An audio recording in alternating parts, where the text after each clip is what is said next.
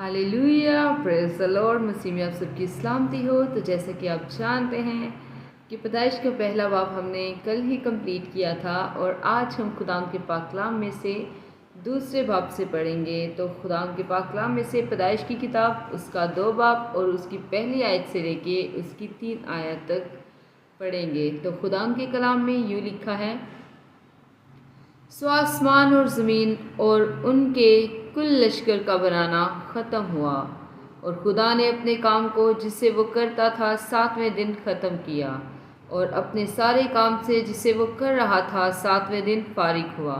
और खुदा ने 7वें दिन को बरकत दी और उसे मुक़द्दस ठहराया, क्योंकि उसमें खुदा सारी कायनात से जिसे उसने पैदा किया और बनाया फारिग हुआ।